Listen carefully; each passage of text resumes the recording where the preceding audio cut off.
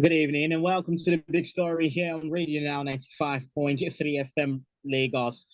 Tonight, a bombshell report by the special investigator probing the Central Bank of Nigeria, Jima Baze.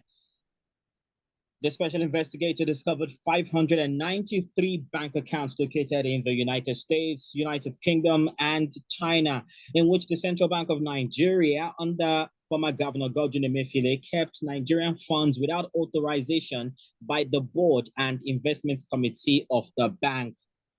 This latest discovery no doubt compounds Mr. Emefiele's legal woes, as the special investigator has recommended legal actions to be taken against him. On the big story today, let's examine this discovery by the special investigator and what it means for the former governor of the central bank, his allies, and even the immediate past presidents under whom the former governor carried out some of these acts. For this conversation, I am joined by Dr. George Uboh, a security expert and CEO, Panic Alert Security Systems Limited. Dr. Uboh, good evening, and thanks for joining us tonight. I hope you can hear me clearly. Yes, I hear you very well. Good evening. Can you hear me though? I can. I can hear you clearly. Thank you very much. You have been, at the forefront of calling for, a special investigation to be carried out into the former governor Godwin Emefiele of the Central Bank of Nigeria. And months after we had a conversation on some of the alleged wrongdoings against him, we're here and we're seeing these reports by the special investigator. Did anything come to you as a surprise? How can it be a surprise? This is a man I fought while he was in office. As far back as 2019, I kept writing this man letters germane to, billions of dollars, ranging from Forex gains that he failed to remit. I'm talking over 3 billion US dollars. And of course, you know how powerful he felt he was then. Instead of him to respond to us, he sent the police after me. He had me detained for 101 days. It was just on November 16 last month that the court finally dismissed the criminal case he had against me because, he wasn't there as the paymaster to pay the prosecutors and all that. And the following day, on Friday, November 17th, he was sent to the same Kuje prison he sent me to. So that is quite karmic. It's just karma. Emefiele's matter, to be honest with you, yes, it's okay to discover these things now, but I like to call people out while they're in power, so kudos to what my dear brother has discovered. But again, we have even made more discoveries. And I want to thank the Cardoso-led CBN because just a few weeks ago, about 15 kg of documents were sent to me. The same kind of letter I used to write Emefiele. I wrote the new CBN governor, and they disclosed everything to me, including the $25.6 billion MTN fraud I had. I now have more documents showing how they try to cover it up. And I have a new one now, 1.4 trillion, not billion, 1.4 trillion naira Godwin Emefiele transferred in naira. You have 14.6 billion naira transferred in 21 tranches in one day. And some of the narrations, the transfers are quite suspicious. Well, some of them clearly state Tunde for kitchen. That is, when you transfer, you give the reason for that's the narration. Tunde for kitchen. So he's to tell Nigerians who this Tunde for kitchen is. Some to narration Baba. So look, this is quite flagrant. It shows that this man couldn't have been at the CBN doing any job, but purely involved in kleptocracy and anthropocracy. Because when you look at the quantum of illegal, shady, suspicious financial transactions he was engaged in on a daily basis, there is no way you could have been there working in the interest of Nigerians. I mean, this one discovered now by Baze, the ones I've discovered, it's like it's like octopus. We're talking over 30 different ways. Of course, you were privy to a recording of over 500 billion when he was lamenting that the money was missing at CBN, how he's going to replace, cover it up or whatever, replace the money. So this was what was going on.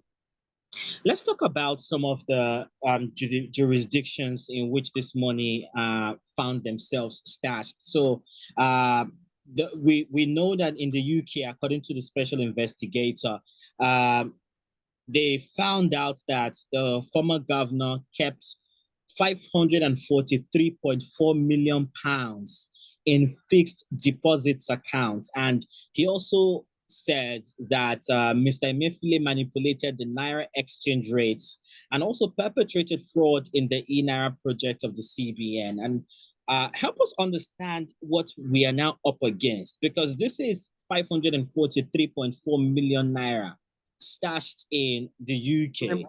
Pounds. 534 million pounds, I beg your pardon, stashed in the UK.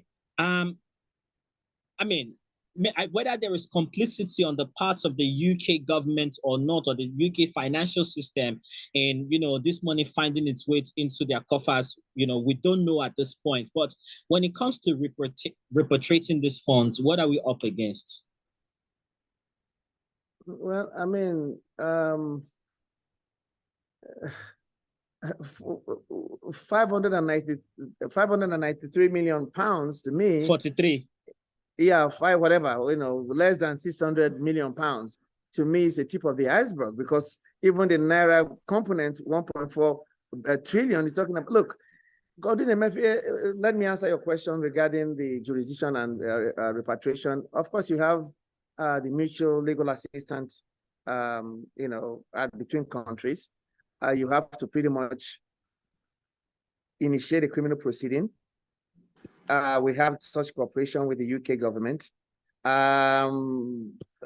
It's not something that is done overnight. You have to pretty much take the evidence you have, take it over there under the Proceeds of Crime Act, NAPOCA. You have to meet all the requisite laws, present it to the UK government.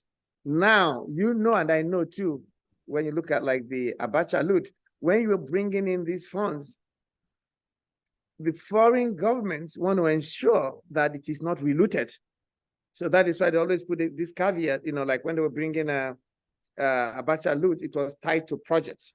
The US Congress actually debated and ensured that the money just didn't come to Nigeria. I have that document. In fact, so they were quite clear that money shouldn't go to the former governor of Bagudu, because like $100 million was going to go to him. So they actually ensure that the funds are used for the benefit of the masses. So in other words, they even do the job more than we do, because we know that in Nigeria, and that has been my problem with the EFCC, when recovered funds, who keeps the recovered funds in Nigeria, and what has it been used for? So that is a separate matter I've always fought in Nigeria. But when funds are coming from abroad, they make the necessary noise, they make sure that transparency is there. So in other words, it is the funds flowing from abroad, recovered funds, that are even more beneficial to us than the ones recovered in Nigeria, if you know what I mean. Yeah. Right. So, but to answer your question, once the whole legal preliminaries are met, certainly the UK government will do the needful and get the money sent back to us. Yeah. Yeah. There are also there's also the case of manipulation, right? Of the Naira exchange rates manipulation, and for many people, it wasn't quite clear what was happening to the Naira at the time.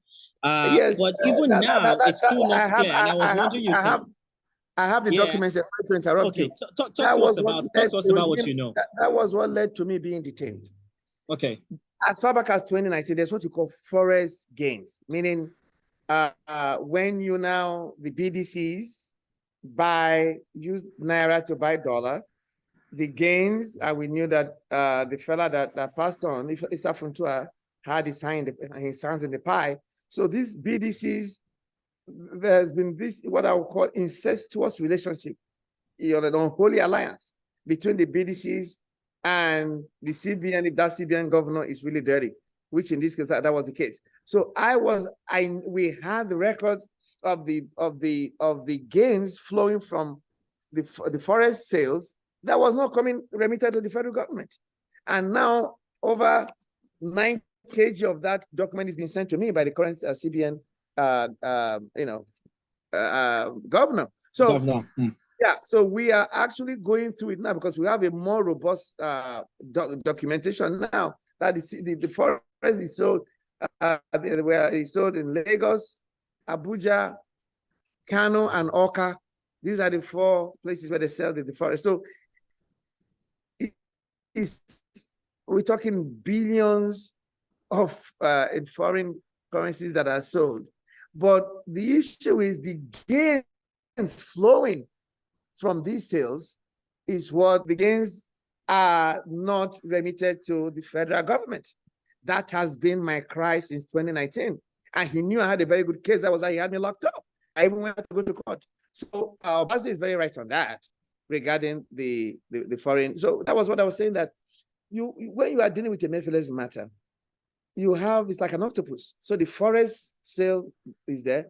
You have now the $25.6 billion that has to do with certificates of capital importation, CCIs. Now we have over $200 billion that came into the country.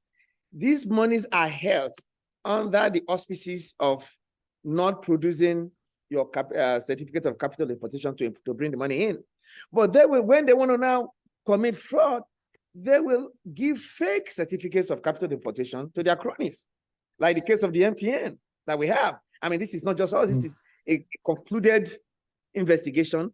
And the CBN governor then, Emefiele, even wrote a letter fining MTN and his bankers $8.1 billion, although it was $25.6 billion. But okay, let's take the amount of $8.1 billion. He still didn't collect it. And this has to do, and this is indictment signed by him, that they were engaging issuances of fake certificates of capital importation. So you have the foreign exchange, malpractices. You have certificate of capital importation. You have direct transfers. Yeah, so many. You have, of course, you have the anchor borrower program. Man, look here.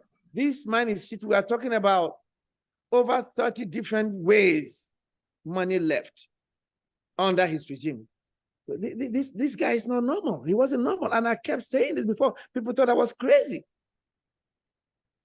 People thought I was crazy. There is no way a central bank, do you know what it is for a central bank governor to nurse the idea to become the president of any country? That position is meant to be non-partisan. It shows that even the president in power then had to look the other way and not call him to order to say, what are you doing? And when he couldn't do it, he even took the party to court, APC to court, and because he couldn't become president, that was when he unleashed the crime against humanity. I had to fly in June, I flew to The Hague to file a petition against him regarding the Naira redesign because of the hardship he meted out on Nigerians. I'm talking death, I'm talking undue hardship. And there was a Supreme Court judgment to that, because the Supreme Court judgment was very clear that the Naira redesign policy was undemocratic, was dictatorial, and subjected Nigerian masses to undue hardship. I mean, and we are still suffering from that. This is the only country where you are accepting old currency and new currency in pari passu simultaneously. Where is it done in the world? Speaking of that currency redesign, we're now understanding that the president may not have granted approval for the redesign of the currency. I mean, help us understand. I mean, how much complicity does the former president have, not just in the Naira redesign, but also in the use of the ways and means, how the amounts that should have been, that was statutorily permitted to be given out by the central bank to the National Assembly, to the government, was, they went beyond the limits, right, approved by the law, and then they ended up securitizing that at the time. Can we hold the former president responsible for anything? Can we actually drag him to court and say, answer to this? Yes, you can, because he issued statements to that regard, which was even cited the Supreme Court judgment. If you recall, he was interviewed. He was told point blank while in the villa that Nigerians were going through this hardship. So in law, certainly the box tops out his table, but the point that they brought it to his attention. So yes, Godwin Emefiele is quite culpable, but my thing too is that even while investigating Emefiele, conspiracy is like a jigsaw puzzle. Everybody fits into that puzzle to work. So and the issue of Naira redesign, let's assume, for sake of argument, that Godwin Emefiele was that powerful, and he was the one that drafted the policy. He was the one that approved the policy. He was the one that did it. But the moment the former president was interviewed, and it got his attention, what was going on with the Nigerian masses, he thrust in a conspiracy because they brought it to his attention. So, I mean, I'm not gonna, no matter how much whatever evidence I have against Emefiele for what he has done, we have to really look at the conspiracy law here, because that is what happened. Not just him, even the people involved around him. So to answer your question, yes, I would hold the former president culpable because of the suffering. Don't forget that all the states took the federal government to court. I have that. So yeah, he knew he was being briefed. So I mean, it's not just about culpable. Are we going to say, look, you are going to court and you are going to be named as a co-defendant in this case that we're instituting against Godwin Emefiele? Because we're seeing that there are instances, according to the committee report, where there were no approvals received from the former president, Muhammadu Buhari. In fact, at one point, up to 500 billion naira was taken from the, from the CBN account and debited to Ways and Means. So whether you want to, even if you wanted to claim negligence, to that extent, the former president was not aware. You cannot hold him responsible for that. Yeah, I'm talking purely the issue of the Naira redesign, the crime against humanity, the way it is looked at. What I took to the Hague, it was brought to his attention. Is this a thing where, when you say we can't hold the former president for that, is it a thing where he has plausible deniability, or is it a case where we can say, look, there was clear forgery on the part of the former governor of the central bank? I mean, how does that work? He was in charge. The governor reported it to him. With the documents we have now and what we know, certainly. Emefiele was that powerful. He did a lot of things unilaterally, bypassing the board and everything. Those transactions you cannot impute, you cannot put it on the former president. Even on some people out there, even the board, because this man was just that powerful. He was doing things on his own, But the issue of the Naira redesign was so enormous, and Nigerians went through a lot of suffering, and it was brought squarely to the former president's attention. He said, look, I mean, I have all the clips. Look, this is what Nigerians are going through. Nigeria has been, we don't have money. There's paucity of funds. People couldn't cash more than 5,000, not even the 5,000.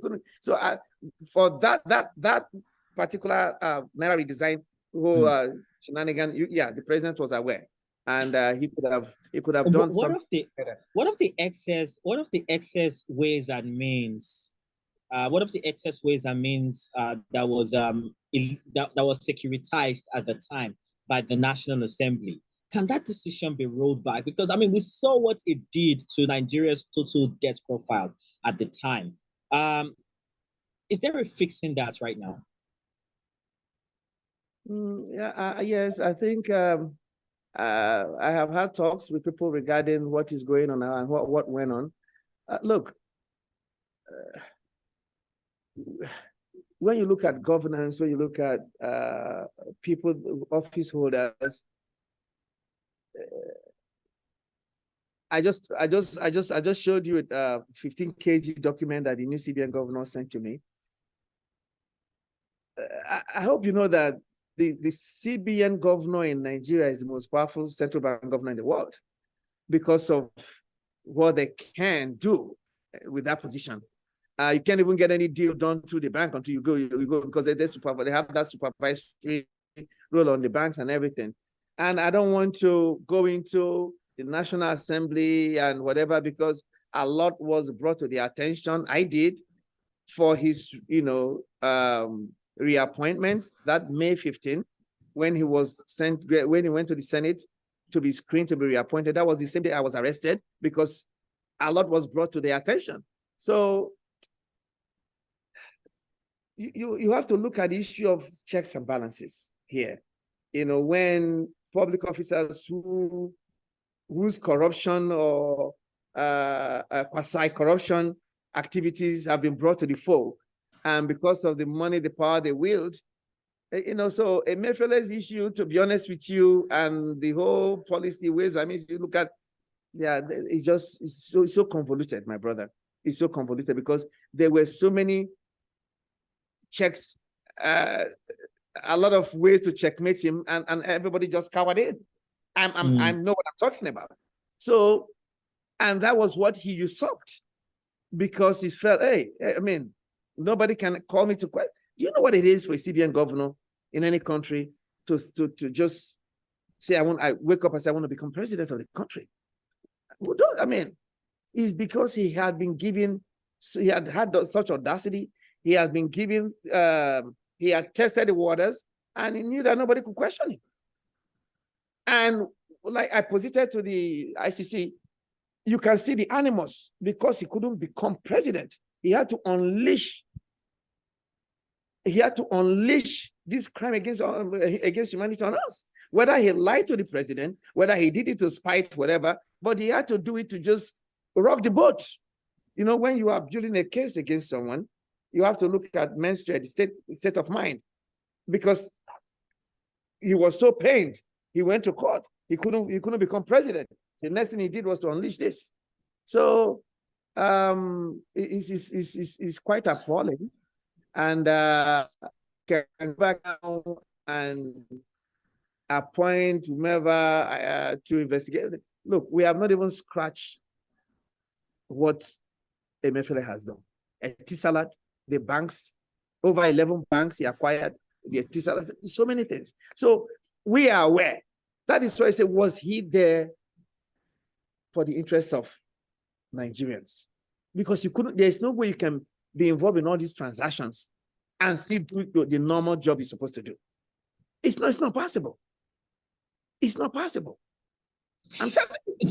Do you think that the economy can recover from the damage that was done on that, in particularly the exchange rate? I mean, if you look at just how much difference happened to the exchange rate, between the time he entered office and the time he left office, it's worse than we've recorded under any other previous CBN governor. Do you think so? Yes, we can. I mean, I'm such an optimist in my life. And it has to do with my life, my personal life. I mean, a former governor that was detained with me at Kuje, when Emefiele was sent to Kuje, came to my house. I said, Doctor, when we were at Kuje prison one Sunday after I preached, and I came out, we were sitting by the chapel, and I said, why do you fight corruption? You are here for exposing them. And you looked at me and said, don't worry. When the Pharaoh that knows no Joseph comes into power, something will happen. When that Pharaoh comes into the actor of Emefiele will be here. He said, you were so optimistic. I said, that is my life. You cannot be an activist and not be optimistic. And that is how I look at life anyway. Yeah, I never, no matter how I cry that we are at the precipice, at the brink of collapse, I am very positive that with the right policies and getting the right things done, that we can recover. I'm very positive, really. I'm very positive. You know, we just need to do what we need to do. Yeah. Right. And just how, I mean, you've mentioned this 15 kg document. I can't imagine how. I'm hoping it. Look at it. I can see it. It's very heavy. We'll post this video I can read the cover note for you. Yes, please. Okay. Because I was going to ask when we can learn about the findings in your documents. The cover note is just a paragraph. Central Bank of Nigeria, to George Uboh Whistleblower Network, attention, Dr. George Uboh, Chairman, dear Sir, litany of fraud allegations were leveled against your predecessor, which led to the detention of our chairman for 101 days by your predecessor to request for information within 7 days. We refer to your letter dated the 28th of July, 2023 on the above subject. Please find attached the following documents. 1, all records of the certificate of capital importation infractions concerning MTN and its bankers, to which Standard Chartered Bank, Stanbic IBTC Bank, the Fund Diamond Bank, Citibank, including letters written by the CBN to these entities. 2, all records of forex sales/gains accruing from BDCs in Lagos, Kano, Abuja, and Oka. And 3, all records of remittances of crude oil sales into the CBN. Best regards, Uche Okeke, signed for secretary to the board director. So I was actually called from CBN that we're in receipt of your letter, we're going to comply in total, and they did. So when you do this, I mean, hey, that is all we have. When are we expecting? When can we expect anything? You know, when can we expect your findings? Yes, I did put out a video, but the one that is really painstaking is the BDCs. That is this one here, because we have to go to all the money sold to the BDCs, calculate the gains and everything. Then we're going to write another letter whether these gains were remitted to the federal government account, because that was what we wrote when he detained me. So when we finish that, and then we come up with the actual figure that is not remitted to the federal government. That's a lot of forensics, investigation to be done there. But Dr. Uboh, thank you very much for your time and your patience and just sharing your insights with us this evening. And also your optimism as well, with all that's happening in the country. But then again, being that it's Christmas time, I think we can use some of that optimism. So thank you very much for sharing with us, and have yourself a beautiful evening. You're welcome. Thank you very much, my brother. Thank you. Thank you. That was Dr. George Uboh.